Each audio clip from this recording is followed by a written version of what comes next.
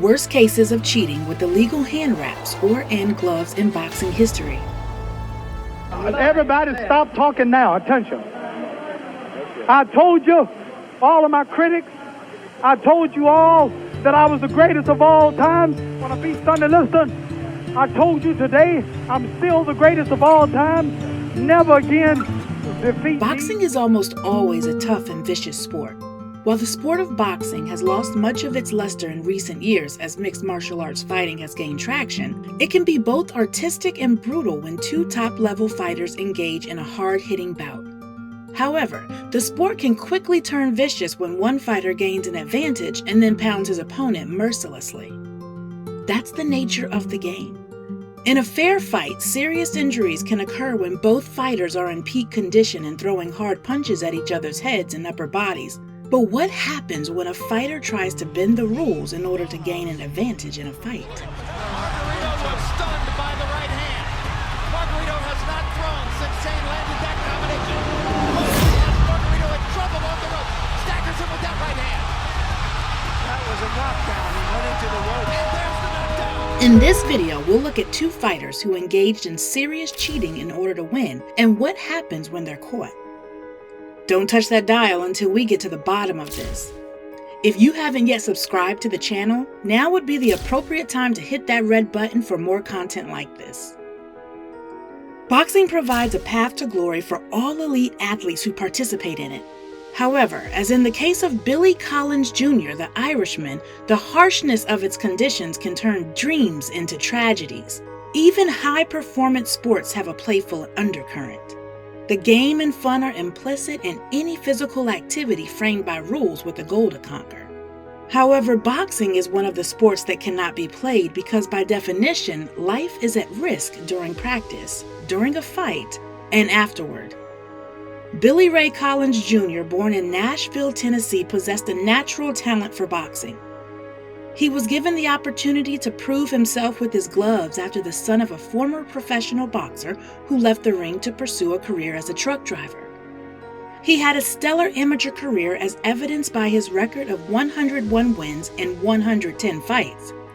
It was widely assumed that the next step for the man dubbed the Irishman, partly because of his red hair, was professionalism. That's exactly what happened. At 20 years old, he had his first professional boxing fight in December 1981, a third-round knockout victory in Atlantic City. Billy Collins Jr. delivered on his promise of being a good boxer. Yeah, I heard a lot about him, I didn't ever see him fight just a while ago, and they had him on TV, and we were getting ready for the show, and I seen him. He's a pretty tough kid, he comes in, likes to punch a lot, but I knew I was going to knock him out. I don't ever predict a knockout, but I knew I hit him too hard. I hit him so hard with the punches. Okay, let's get the official announcement here of the knockout time. Following the victory over Kevin Griffin in his debut, he continued to leave a trail of boxing quality from fight to fight. Positive results came quickly, even against much more experienced opponents like Bruce Strauss, whom he defeated in his fifth professional fight despite having 95 previous fights. Collins Jr. has risen through the 154-pound ranks in the 2 years since. It was time for Collins Jr. to face more difficult tests, such as fights against undefeated opponents Ricky Wicht or Steve Johnson, both of whom aspired to a title shot in the super welterweight division. On Thursday, June 16, 1983, with the legendary Madison Square Garden as a backdrop, Davey Moore and Roberto Duran, the legendary Panamanian champion, faced off with Moore's WBA World Super Welterweight title on the line. For better or worse, it was a memorable night in boxing. On the one hand, Mano de Piedra would win a world championship in the third division. On the other hand, it would mark the beginning of the end of Billy Collins Jr.'s promising career. The Irishman, who entered Madison Square Garden, the iconic venue of world boxing, with a record of 14-0-0, 11 KOs, appeared to be in for a quiet night. His opponent was Luis Resto, who shared only the fact of being born in the same country with Roberto Duran, and who had a timid 20-8-2 record with only 8 knockouts. There was even talk that if Billy Collins Jr. won, he would be in line to face the winner of the main event fight between Dave Moore and Roberto Duran. The young man from Nashville, Tennessee appeared to have a promising future. Nobody could have predicted what would happen that night, let alone 9 months later. Collins Jr.'s fight with Resto did not go as planned. The Panamanian didn't look the same as the rounds progressed, as he suddenly developed a devastating punching power. Billy Ray, who fought bravely through all 10 rounds, was rocked by his punches. His eyes, on the other hand, revealed how severely he had been punished. Billy Collins Jr. had clearly lost the fight at that point. Luis Resto celebrated his best performance of his career like never before and went to shake his rival's hand in an act of disguised chivalry.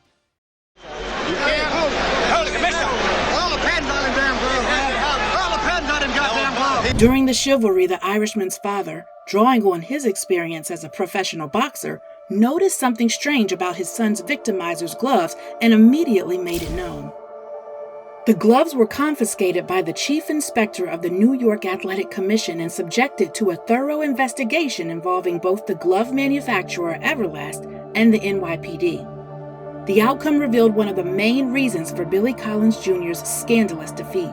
Investigations revealed that 50% of the padding on the gloves had been removed through holes punched in the inner lining, reducing the padding and making the punches of a limited power fighter like Luis Resto feel like Mike Tyson's. As a result, Luis Resto was suspended for 1 year at the time, and his trainer Carlos Lewis and another member of his team had their licenses permanently revoked. Lewis himself prevented Resto's gloves and bandages from being checked, a rule of all professional boxing fights, by claiming that he needed more time to prepare his fighter when the inspector on duty visited his dressing room to perform the check. And after a while, the cheekbones and the eyelids and all around this whole area just began to blow up and turn purple. And you could see that something severe was happening. The consequences were far worse for Billy Collins Jr. Following the fight, he saw several ophthalmologists until he was given the dreaded diagnosis of a tear in the iris of his right eye, which would cause permanent vision blur. His boxing career was ruined and his very life was jeopardized. He didn't think he could work. He couldn't do anything. He couldn't hold a job. He had cataracts. We fought all the time. And I ended up moving in with my parents because I was afraid he was going to kill me. And I still loved him. For the longest, he would just sit in the apartment and smoke and drink and trash the apartment by himself. He wasn't Billy anymore. Collins Jr.'s life unraveled. He couldn't find a job outside of sports and ended up in trouble with his wife and family. The consequences of not knowing how to manage his failure drove him to drink, and on March 7, 1984, 9 months after being destroyed in the ring by Luis Resto, he would crash drunk while driving his car at excessive speed and tragically die. Devastated by his son's death, Billy Collins Sr. persuaded then Manhattan District Attorney Robert Morgenthau to pursue legal action against Luis Resto and Carlos Lewis. Both were charged with assault, criminal possession of a weapon, Resto's modified gloves, and conspiracy. All right, it's June 29th, 1983. I'm with the New York State Athletic Commission. Purposes of this tape to record a hearing, Luis Resto versus Billy Collins controversy. In October 1986, the New York Supreme Court issued its final verdict, which found them guilty and sentenced them to prison. The boxer was only in prison for 2.5 years while his trainer and handler used his influence to prevent his boy from accompanying him. Luis Resto did not return to boxing and had to devote himself to other activities such as masonry, private security, and gym management after spending some time aimlessly on the streets. Carlos Lewis, for his part, never regained his license, but he remained involved in boxing and worked for Mike Tyson, Francois Botha, and Zab Judah, among others. The final chapter of Luis Resto's story was told in the documentary Assault in the Ring in 2009. Resto not only confirmed that he was an accomplice of Carlos Lewis in the alteration of the gloves he wore for the fight against Billy Collins Jr., but also that this then trainer dipped his bandages in plaster, giving him much more strength to his punch. On the other hand, Our second fighter, Miguel Cotto, faced serious accusations of him cheating.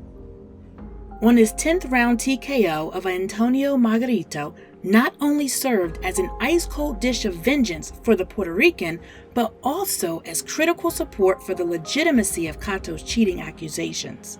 Prior to Saturday night, the two boxers had first met in the ring in July 2008, with Margarito winning via 11th round TKO. Cotto was badly beaten during the fight, and when Margarito was caught trying to enter the ring with hardened hand wraps against Shane Mosley, the accusations flew.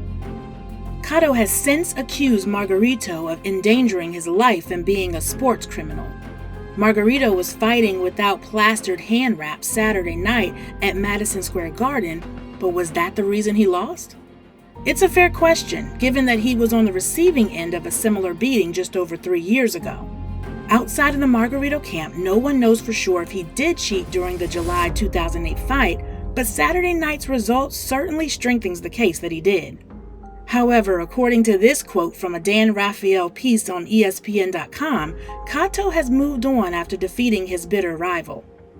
He's still a formidable fighter, but I'm far superior to him, and I'm relieved to have it over with. I finished my task. I was victorious in the fight. Thank you to everyone who came out. I adore you. Miguel Cotto. Will Cotto's cry for justice continue now that he's won? Of course he'd be wasting his time now that he's proven himself to be a better fighter, but he can't let Margarito get away with such an alleged violation of the human code. Margarito collapsed last night, and he was doomed from the start, because his dark secret, which has been with him for nearly 4 years, is gradually coming to light. Which among the two fights was the worst in cheating history? What are your thoughts on this topic? Do you think that this might happen again? Please let us know in the comments section below. If you liked the video, don't forget to subscribe, like, and share. Until next time, peace.